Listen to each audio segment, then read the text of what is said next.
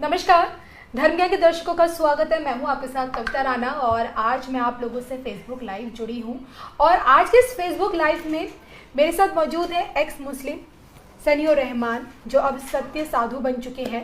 आपको बता दूं, इनका परिचय दे दूं कि 21 साल इन्होंने अपनी ज़िंदगी का सऊदी अरब में बिताया है, तो इस्लाम को बहुत बारीकी से समझते हैं। इस वक्त जो जंग छिड़ी हुई है ना ईरान और इजराइल के बीच में, जिसमें आग में घी डालने का काम फिलहाल अमेरिका यानी कि डोनाल्ड ट्रंप कर रहे हैं, ये जंग या धर्म युद्ध है। और अगर ये धर्म युद्ध है तो शिया सुन्नी के इस टकराव में, इस जंग में जीत किसकी होने वाली है? आखिरकार ये जो युद्ध है, क्या ये तृतीय विश्व युद्ध का रूप लेगा? और सबसे बड़ी बात ये कि इस युद्ध का अंतिम दिन कौन सा है? आखिर ये जो जंग है ये कब तक जारी रहेगी? तो आइए समझते हैं। सबसे पहले आपसे जानना चाहती हूँ, क्या लगता है आपको अभी जो हालात बने हुए हैं ये और कितने भयावह होने वाले अब आगे? हम सबको पता है कि इसका शुरुआत जो है ये 7 अक्टूबर 2023 से हुआ है, लेकिन असल में इसका जो असली शुरुआत है, द रूट कॉज जो है वो हमारा किंग डेविड जो है, मतलब जिसको दाऊद अलैहिस्सलाम बोला जाता है इस्लाम में, और सोलोमन जो है, सुलेमान अलैहिस्सलाम, उस टाइम से लेके अभी तक ये जंग शुरू मतलब छिड़ते आ रहा हुआ है।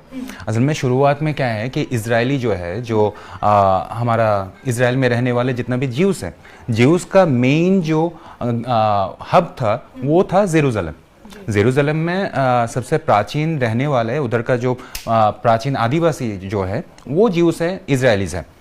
अब क्या है कि हमारा इस्लाम जब आया था, उमर बिन खत्ताब, आहिस्ता आहिस्ता जितना भी खलीफा आते रहे, वो लोग क्या कर रहे थे कि इस्लाम को स्प्रेड करने के लिए जिस कंट्री में नॉन मुस्लिम रहते थे उन लोगों को निकाल फेंक रहे थे। तो उस टाइम क्या है, हमारा जो ये इजरायली जो है, जो ज्यूस धर्म से है, इस्लाम में ज्यूसों को निकृष्ट बोला गया है, उसको काफिर बोला गया है, तो इसीलिए उन लोगों को वहाँ से रिमूव कर दिया गया था। अब क्या है, ये जो नया जो आप देख रहे हो कि वॉर चल रहा है इजराइल और ईरान में, ये असल में इजराइल को अपना ही ज़मीन वापस लेने के लिए ये जंग चल रहा है।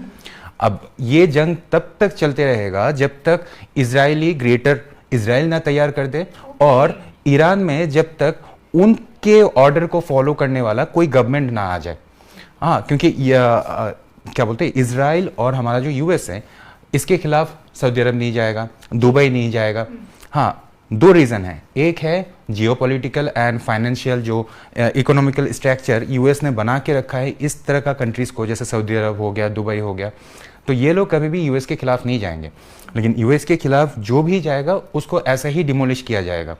हाँ, ये सच बात है कि हमारा यूएस के पास जितना वेपन्स है, जितना आर्म फोर्स है, उतना ईरान के पास भी नहीं है। लेकिन ईरान अपने आखिरी दम तक वो कोशिश करते रहेगा, क्योंकि ईरान आज से युद्ध नहीं कर रहा है। ईरान मतलब उसको बोलते हैं पेरिफेरल जंग जिसको बोला जाता है, मतलब वो खुद इन्वॉल्व ना होके दूसरों को इन्वॉल्व करवाया जा रहा था इजराइल को ख़त्म करने के लिए।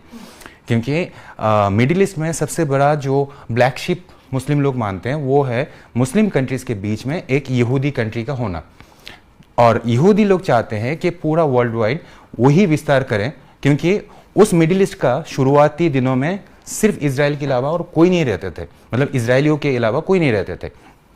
अब हम जो देख पा रहे हैं कि इसका अगर ख़त्म करना है तो हमें इजराइल को और भी ताकत के साथ सपोर्ट करके ईरान को हराना ही है। इससे क्या होगा, हमारे इकोनॉमिकल जितना भी डिजास्टर हो रहा है या फिर क्लाइमेट चेंज जो होगा, जितना भी बम वगैरह गिर रहे हैं, इससे हमारा ग्लोबल वार्मिंग तो बढ़ेंगे।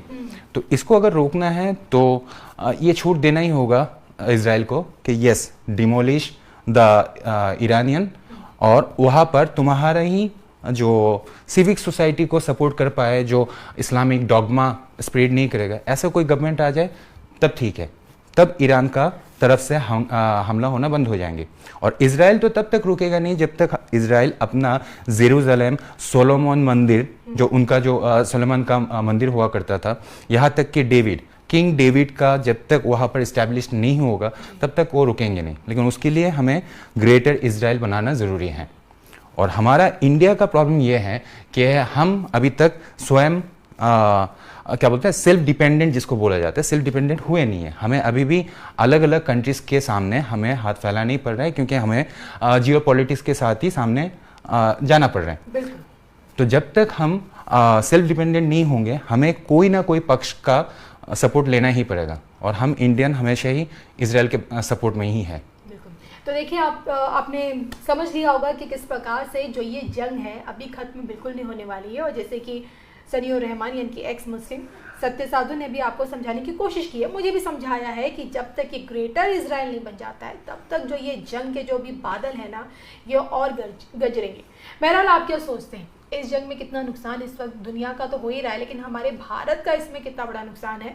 कमेंट करके बताइएगा ज़रूर। और इसी के साथ फेसबुक लाइव से मुझे और सत्य साधु जी को दोनों को इजाज़त दीजिए। नमस्कार।